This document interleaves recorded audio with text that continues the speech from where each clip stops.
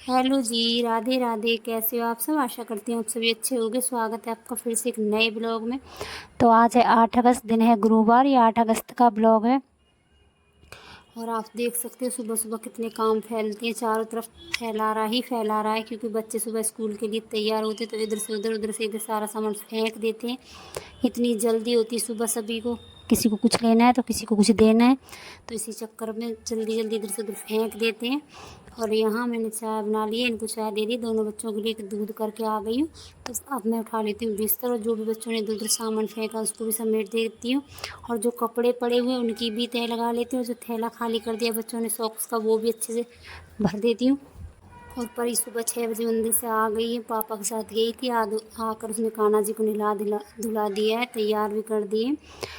और आज जाएगी वो अनड्रेस, क्योंकि उसकी ड्रेस गलती से बाहर ही रह गई, वो हो गई है फिर से गीली। तो आज तो बिना ड्रेस के उसको जाना पड़ेगा। तो आज देखते हैं किस कोने की सफाई की जाएगी। फिलहाल बिस्तर उठाने का काम कर लेती हूँ, उसके बाद सोचती हूँ कौन सा कोना सबसे पहले आज साफ़ करूँगी।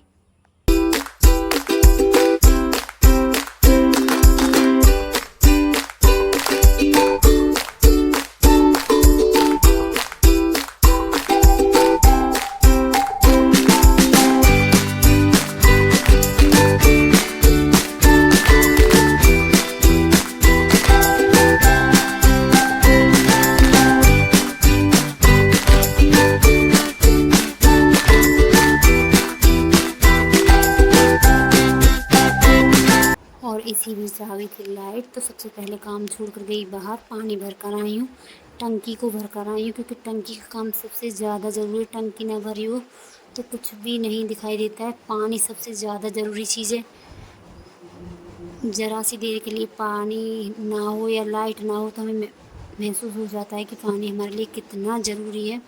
तो इसलिए सबसे पहले पानी भर कर आई हूँ, टंकी को पूरा भर के आई हूँ, पीने का पानी भर कर आई हूँ। उसके बाद दोनों बेडों की बेडशीटें झाड़ दी अच्छे से। और अब कर लेती हूँ मैं इस वाले कोने की अच्छे से साफ़ सफाई। और आपने देखा होगा कल के ब्लॉग में परी लेकर बैठी थी ड्रेसिंग टेबल का सारा सामान, लेकिन उससे अच्छे से ड्रेसिंग टेबल साफ़ नहीं हुई थी। तो आज मैं अच्छे से ड्रेसिंग टेबल साफ़ करूँगी।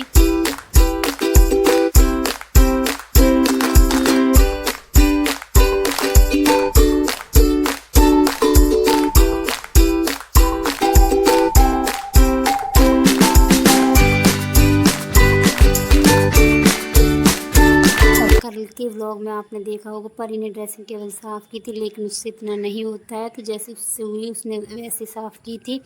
इसके बाद जब ड्रेसिंग टेबल साफ़ करने लगी तो बिंदी के पत्ते इधर उधर पड़े थे, तो उनको भी एक रबड़ में अच्छे से बांध कर रख दिया है। और अच्छे से करती है पूरी ड्रेसिंग टेबल पोंछ कर साफ़।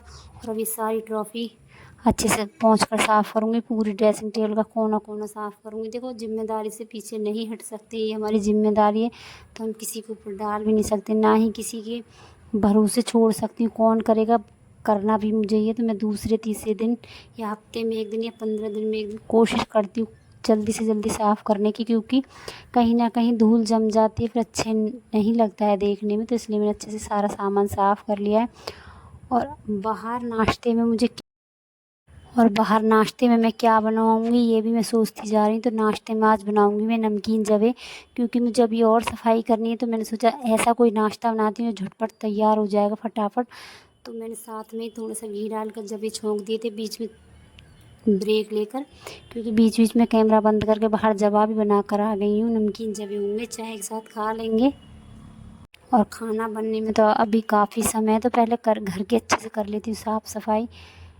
हर दिन एक कोना साफ़ कर लेती हूँ ताकि ज़्यादा गंदा घर ना लगे, कोशिश पूरी करती हूँ। तो आज ये कोना पकड़ लिया है और आज एक कोना और भी साफ़ करना है, जो मैं कई दिन से सोच रही हूँ, लेकिन मेरी तबीयत ख़राब थी तो नहीं कर पाई हूँ। तबीयत में भी इतना सुधार नहीं है, पता नहीं क्या अजीब सी परेशानी हो रही है, जैसे बीपी लो हो जाता है, आँखें बंद बंद सी रहती है, इस तरह की दिक्कत हो रही है। तो उसी वजह से मैं ज़्यादा काम नहीं कर पा रही हूँ, ना ही मैंने कोई ज़्यादा वीडियो बनाई है। तो फ़िलहाल मैंने बीच में एक कॉफ़ी भी पी ली है, तो थोड़ा सा आराम लगता है। जब कॉफ़ी पी लेती तो लगता है ठीक हूँ मैं, क्योंकि मुझे हो जाता है बीपी लो की दिक्कत है मेरे साथ, तो बीपी लो मेरा हो जाता है कभी कभी। तो चलो कोई बात नहीं, अंदर की सारी सफाई करके आ गई, झाड़ू पोछा भी अंदर कमरे में कर दिया है। और आज कर लेती हूँ ये सारी साफ़ सफाई। घर में इतनी दवाइयाँ पता नहीं किस किस की कहाँ कहाँ तक की दवाई रखी हुई है। तो आज सारा डिब्बा खाली करूँगी, जितनी भी दवाई सबको फेंक दूँगी, जितनी भी एक्सपायरी डेट दवाई होंगी वो निकालूंगी, जो एक्स्ट्रा एक एक दो दो खुराक रखी हुई हैं। क्योंकि हम डॉक्टर के पास जाते हैं वो सीधी 3 या 4 या 6 खुराक दे देते हैं, तो हम 2 या 3 खाते हैं, ठीक हो जाते तो फिर रख देते हैं। तो वही ऐसा करके ढेरों दवाई रखी हुई, तो सारी दवाइयों को फेंक दूँगी घर से बाहर निकाल कर। बोलते हैं अगर घर में दवाई रहती है तो दवाई का ढेर लगता ही चला जाता है, तो इसलिए सारी दवाई घर से बाहर करूँगी, जितना भी एक्स्ट्रा गंद होगा सबको निकाल दूँगी। देखो हम सोचते हैं कि ये चीज़ हमारे काम आ जाएगी, ये भी चीज़ मेरे काम आ जाएगी, सोचते सोचते सामान इकट्ठा करते रहते हैं, तो कहीं ना कहीं वो गंदगी और कबाड़े का रूप ले लेती है, मतलब कि फालतू का सामान हो जाता है ऐसे करते करते। तो जितना भी कूड़ा कबाड़ा जितना भी होगा सबको निकाल कर फेंक दूँगी घर से बाहर। जितना भी सामान ज़रूरत का होगा उसको छाँट छाँट कर देख सकते हो आप, अच्छे से एक एक चीज़ देख कर रख रही हूँ, किस चीज़ की ज़रूरत है किसकी नहीं, सब सामान को अच्छे से बाहर फेंक दूँगी। और घर की जितनी भी दवाइयाँ जिस पर डेट होगी उसको रखूँगी, और बाकी सारी दवाई घर से बाहर करूँगी।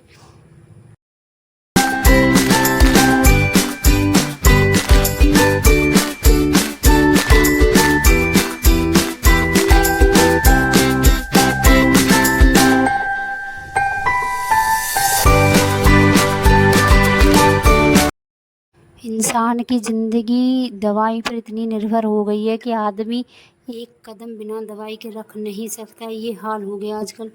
मेरे घर में तो इतनी दवाइयाँ आती, मैं क्या बताऊँ, क्या बोलूँ मैं आपको, इतनी सारी आप देख भी सकते हो, लिक्विड भी रखे हुए हैं, कैप्सूल गोली पता नहीं क्या क्या कितनी दवाई रखी हुई। ज़रा सा किसी को कुछ परेशानी होती जाओ डॉक्टर के पास तो लेकर डॉक्टर आपको तुरंत 2-3 खुराक बना कर देते हैं। जहाँ आपको एक खुराक में आराम हो जाएगा वहाँ फिर वो 2 खुराक बिगड़ कर ही जाती हैं, और एक खुराक तो नहीं मिलती है। तो चलो यहाँ देख सकते हो आप, जहाँ देखो वहीं पर दवाई, चारों तरफ दवाइयाँ ही दवाइयाँ, सारा सामान अच्छे से निकाल कर दिया साहब। और जो भी घर में फालतू का सामान सबको निकाल कर फेंक दूँ। और देख सकते हो बाल्टी में भी कितना कुछ भरा पड़ा है।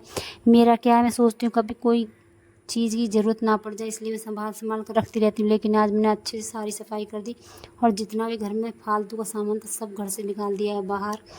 और पूरा साफ़ करने के बाद अच्छे से झाड़ू पोछा करने के बाद आ गई हूँ खाने की तैयारी करने। तो बीच में जाकर लेकर आई थी सब्ज़ी वाले की आवाज़ आ गई थी, तो सब्ज़ी लेकर आई हूँ। उज्ज्वल की फेवरेट भिंडी लेकर आई हूँ, तो आज बनाऊँगी मैं भिंडी। और सब्ज़ी कुछ खास है नहीं, लौकी तोरई भिंडी कासीफल यही सब सब्ज़ी हैं जिनको बच्चे खाते ही नहीं हैं आजकल। तो फिर भी मैं लेकर आ गई हूँ भिंडी।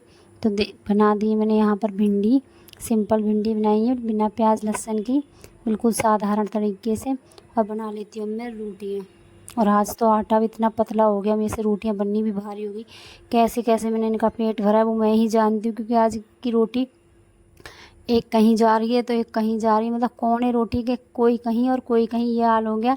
मगर जैसे तैसे मैंने सबके लिए रोटियां बना दी, और बाकी आटा रख दिया फ्रिज में। जब आटा थोड़ा टाइट हो गया तब जाकर वो कंट्रोल में आया, जब जाकर मैंने उनकी रोटियां बनाई। तो चलो बना ली है मैंने यहाँ पर रोटियां, थाली लगा देती हूँ। सुबह कुछ नमकीन जवे बनाए, तो अब मैंने थोड़े से दूध रखा हुआ था तो उसमें थोड़े से जवे और डाल दिए, तो फटाफट लगा देती हूँ मैं थाली।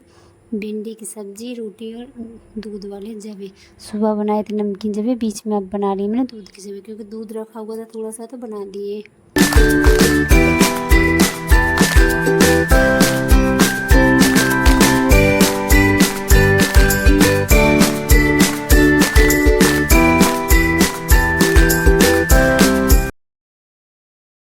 और आज तो सच में मुसीबत सी हो गई, रोटी बनाते बनाते मैं परेशान हो गई, क्योंकि आटा इतना पतला हो गया था एक साथ, पता नहीं अच्छे से लगा कर रखा था, शायद समय ज़्यादा हो गया उसकी वजह से वो पतला हो गया।